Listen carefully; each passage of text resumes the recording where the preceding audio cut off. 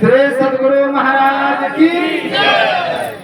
तो हम लोग सुन रहे थे कौल काम बस का दो का व्याख्या सुन चुके। तीसरा क्या है? कृपण का संसार में जो कंजूस है, धन कमाता जा रहा है, उस धन से कोई सुख नहीं ले रहा का। धन कब सुखदायी होता है? का जब धन को आप धर्म में लगाएं। धन धर्म में लगेगा, इसलिए कहा विद्या ददाति विनयम विनयात ददाति पात्रता पात्रता ददाति धनम धनात् धर्मः ततः सुखम। का आप खूब बड़े पढ़ लिख करके इंजीनियर हो गए, मास्टर हो गए, डीएम पीएम क्या न क्या हो गए संसार में विद्या के बल पर। तब विद्या के बल पर धन आया आपके पास, और वह धन क्या करना है? कि उनसे जब आप धर्म करेंगे, क्योंकि जीवन में यही फल है कि धर्म अर्थ काम मोक्ष, चार चीज का। चार चीज के लिए हमारा जीवन बना है। हम संसार में धनवान होकर के जिए, संसार में धर्मवान होकर के जिए, और संसार में कैसा बने? कामनाओं को पूर्ण करके अपने जीवन में रहें, और अंत में मोक्ष को प्राप्त कर लें। लेकिन लोग करता क्या है?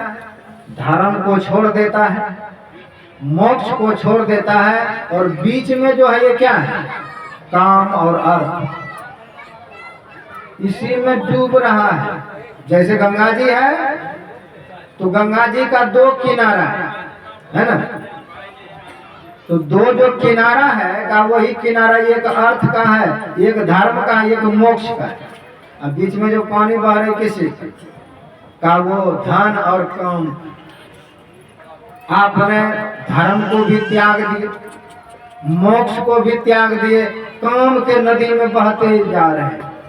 संत गरीबदास जी महाराज कहते हैं, काम नदी मत नहा टरे सो टारी। गरीबदास जी बहुत सुंदर पद कहते हैं, काम नदी, काम के नदी में मत नहा, काम नदी मत नहा टरे सो टारिये। काम के नदी में नहाने से डरिए। तो का काम कैसा काम? काम का मतलब है, अगर आप गृहस्थ हैं तो संतान उत्पन्न करेंगे, उसी को काम करते, सीधा समझो। तो गृहस्थ के लिए तो वो धर्म है। जिसके लिए वो धर्म नहीं है, जो धर्म पूर्वक काम का सेवन नहीं कर रहा है, अधर्म पूर्वक। अधर्म पूर्वक का मतलब है कि आप विवाहित तो हैं, अब पंजाब गए कमाने, कहीं गए कमाने, कहीं पर बह गए किसी के साथ। अभी एक देखा, कलकत्ता में काम कर रहा था एक लड़का, बहुत सुंदर, घर में सुंदर बीवी, घर में सुंदर बच्चा, उसको हो गया एड्स रोग। इधर ये 6 महीना होता है। एड्स रोग जब हो गया तो ना माँ को बताए, ना पत्नी को बताए, किसी को ना बताए, चुपचाप गुमगम रहे। और एक दिन ऐसा हालत हुआ कि सबने जाना कि इसको एड्स हो गया है।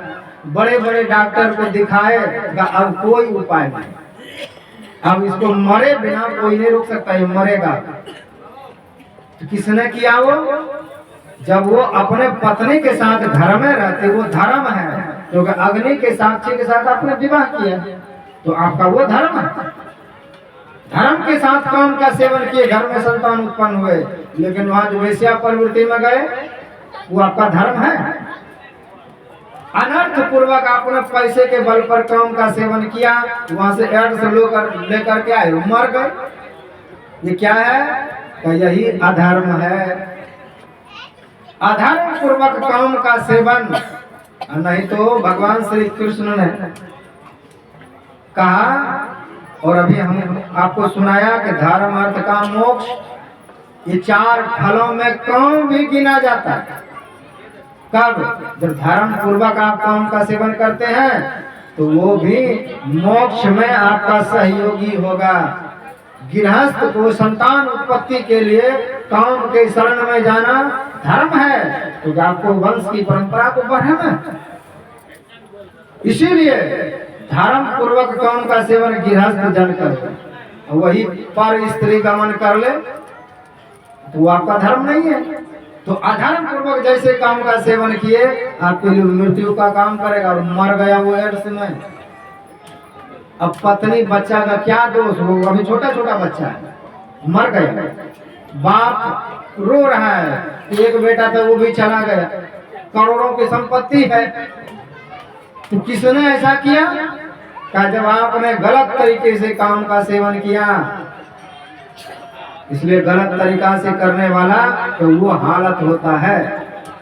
इसलिए धर्म पूर्वक काम का सेवन हो, धर्म पूर्वक ही अर्थ का कमाई हो और अर्थ का सदुपयोग हो, तभी आप उस धन से सुख ले सकते हैं। नहीं तो करोड़ों का धन है, शरीर में ऐसा बीमारी लगेगा तो धन तो पड़ा हुआ लेकिन धन से आप सुखी नहीं हो सकते। पत्नी सुंदर है लेकिन शरीर में ऐसा रोग है तो आप पत्नी से सुख नहीं ले सकते। इसलिए गुरु महाराज क्या कहते हैं? कुल भल रूप भल क्रिया भल पायो सही, असुख तब ना मिले बिन ध्यान के संतन पे। पत्नी तो अच्छी है या आप अच्छे हुए?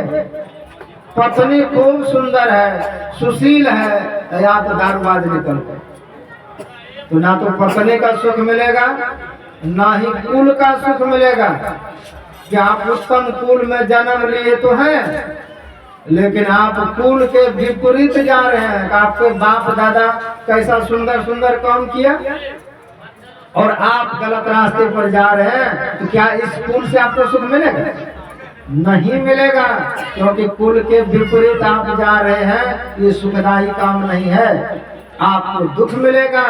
इसलिए धर्म को पकड़िए, धर्म को पकड़ करके काम से बन हुआ धन कमाए तो आप मोक्ष के भी भागी बन जाएंगे। इस जीवन में अछत तनु आप अपने जीवन में चारों फल को कब प्राप्त कर लेंगे? और शरीर रहते हुए मतलब कब? जब आप 80 साल के हो जाएंगे, आंख से देखना बंद हो जाएगा, मुंह से कोई खाना बंद हो जाएगा, पैर से चलना बंद हो जाएगा, तब मिलेगा तो क्या मिलेगा? उसको नहीं कहा यहाँ अछत शब्द का। अछत किसको कहा गया? चावल को अछत कहते हैं। का जो चावल टूट गया वो तो छत बिछत है। का जो चावल बिल्कुल पूरा का पूरा है, बिल्कुल छत बिछत नहीं हो, कोई टुकड़ा नहीं हुआ है, सिर्फ छिलका उतर गया है, बिल्कुल समूचा है। तो जवानी में हम समूचा रहते हैं, अब बुढ़ापा जब आते हैं तो कोई आंख काम करना बंद कर दिया, कहेंगे अभी इस कान से सुनाई नहीं देता है, ये पैर हमारा काम नहीं कर रहा है, जी में स्वाद नहीं आ रहा है, दांत बत्ती से उझड़ गया है, तो अब क्या हो गए? छत बिछत, पूरा अंग आपका एक एक अंग अब खत्म हो गया, अब आप किसी लायक नहीं रहे। का उस समय आपको काम मिलेगा तो काम का सेवन करेंगे, धन मिलेगा तो दान करेंगे, क्या करेंगे? का बुढ़ापे में आपसे दान भी नहीं होगा, उस समय आपसे धर्म भी नहीं होगा, ध्यान भी नहीं होगा।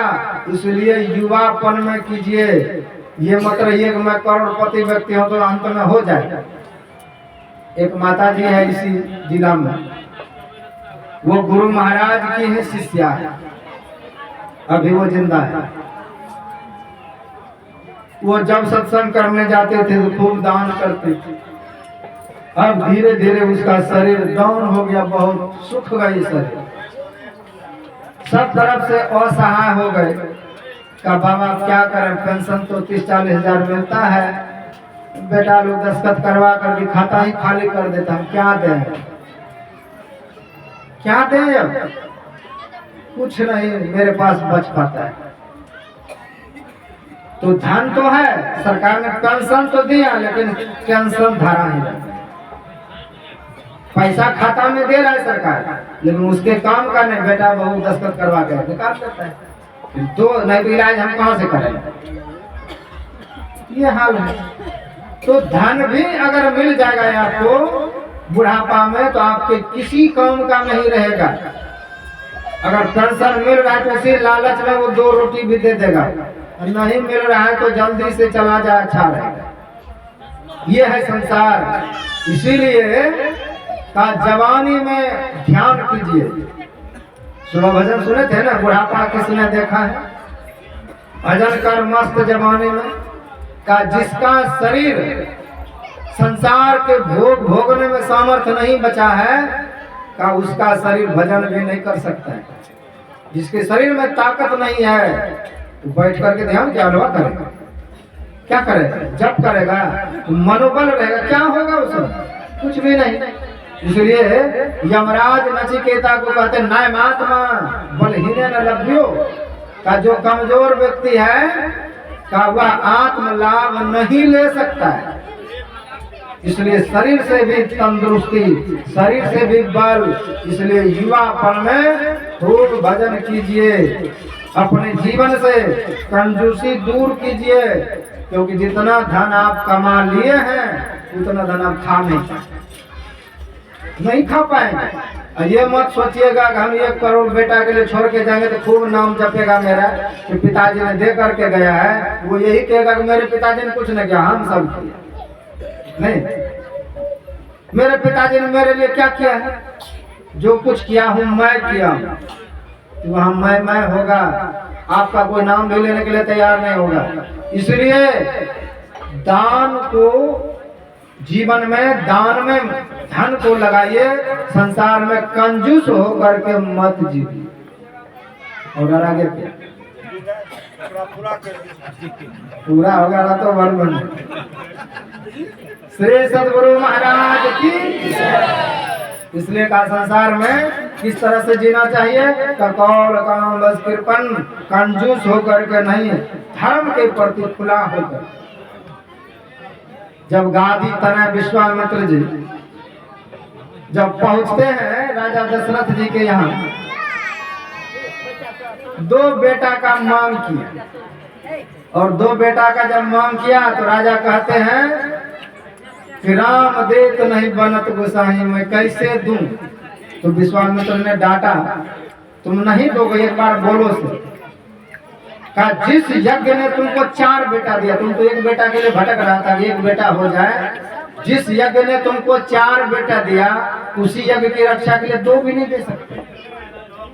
यही बात है। जिस परमात्मा ने आपको शरीरम स्वरूपम तथा वो कलत्रम यशस्चाव चित्तम धर्म में तुल्यम मनश्चैन लग्नम गुरुरग्रपत्यो तथा किम तथा किम, का जिस परमात्मा ने आपको धन दिया है, क्या उसके यज्ञ में आप कुछ धन नहीं लगा सकते?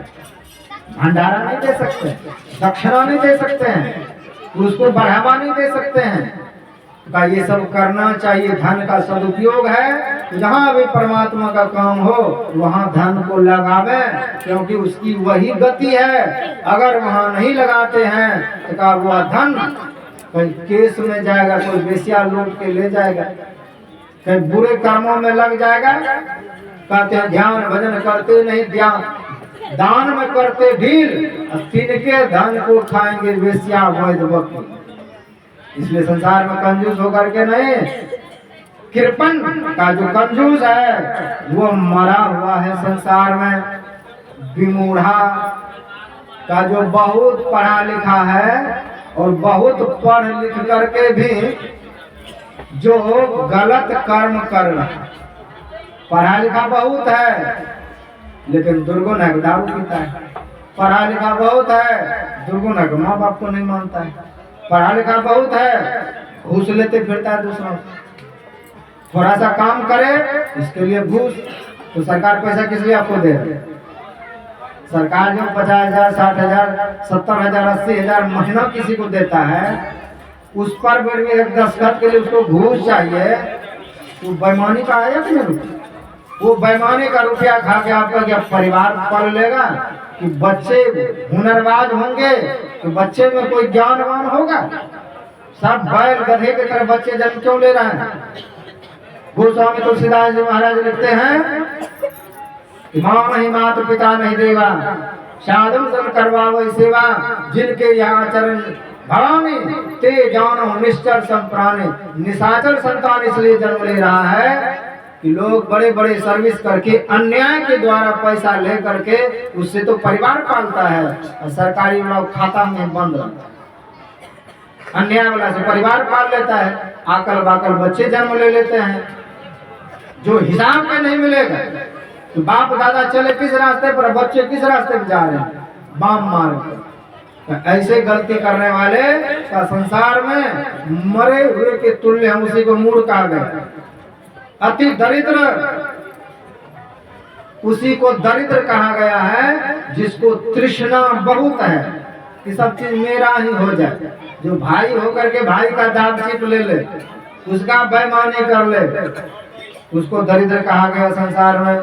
अति बूढ़ा का दीक्षा ले ले करके जो साधन के पथ पर नहीं चल रहे हैं, गुरु नानक देव जी महाराज कहते हैं, सर कपियो पग डगमगाए नैन ज्योतिहीन, कहा नानक सुन रही मना अजहूं विषय में लीन।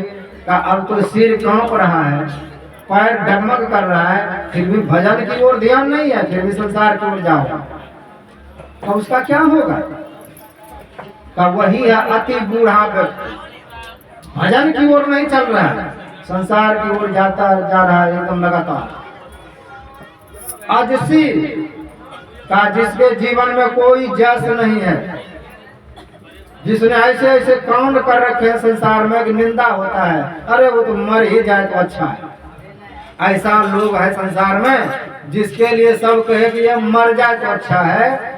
ऐसे अजसी लोग कहते हैं कि वो मरने में ही अच्छा है। रावण के लिए कौन अच्छा कहता था? का दिन में भोजन लोगों को नहीं सुहाता था, अगर रावण इस रास्ते से आ गया तो बवाल मचे। तो दिन में भोजन नहीं करते थे, रात में सोते नहीं थे। कौन कौन? का ब्रह्मा से शिव तक।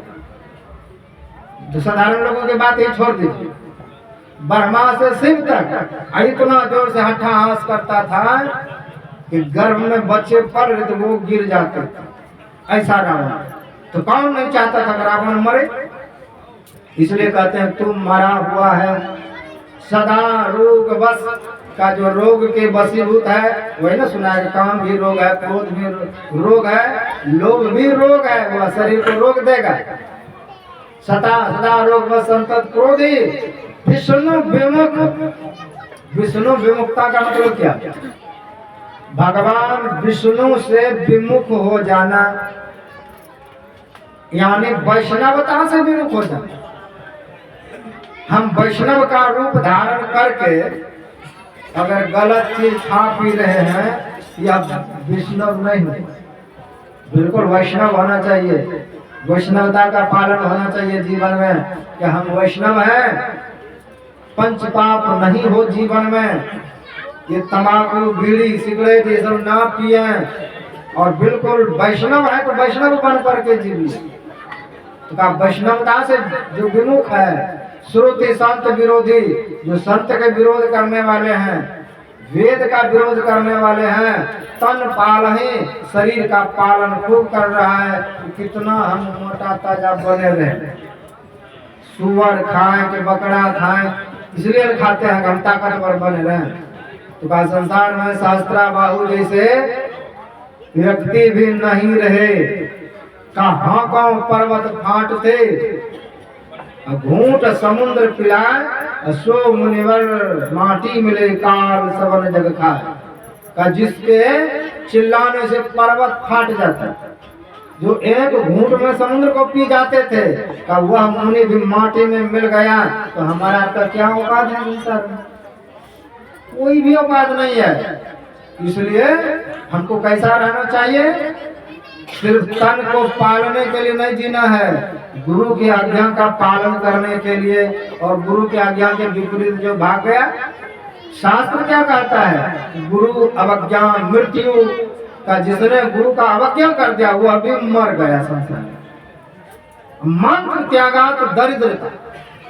का जिसने मंत्र छोड़ दिया वो दरिद्र है दुनिया में। गुरु मंत्र परित्यागो सिद्धम अपि नरकम व्रजेत। का आप गुरु और मंत्र का त्याग करके सिद्ध भी बन जाएंगे तो नरक जाएंगे, ये शास्त्र कहता है।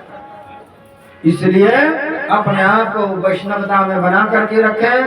तन पावहि निंदक यद खानी, निंदक बन करके ना जिए, पापों का खान बन करके ना जिए।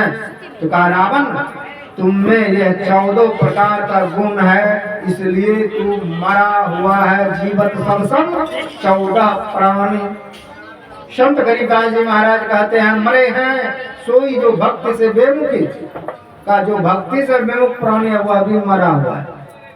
मृतक ते नर नाम का, जो प्रीत नहीं भगवंत का, जिसको भगवान से प्रेम नहीं है का, संसार में वो मरा हुआ है, बिल्कुल मरा हुआ है। संसार में उसका कोई गिनती नहीं है, चाहे मर जाए तो रहे, धरती का भार है सिर्फ। इसलिए भगवान का भजन करते हुए इस संसार में अपना कल्याण का रास्ता प्रशस्त करें। तो मैं गुरुदेव से यही चाहता हूँ कि गुरुदेव, जिस माता के उपलक्ष्य में आत्म कल्याण हेतु यह सत्संग हुआ है, वह माता आपकी भक्ति थी, उस पर दया कृपा करते हुए उसे अपने शरण में लें और इस परिवार शोकित परिवार का शोक दूर करें। श्री सद्गुरु महाराज की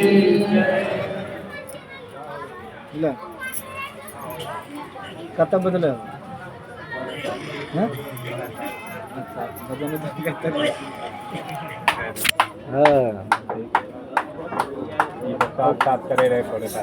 चलो भजन के थे ना, समदन उमदन चलते।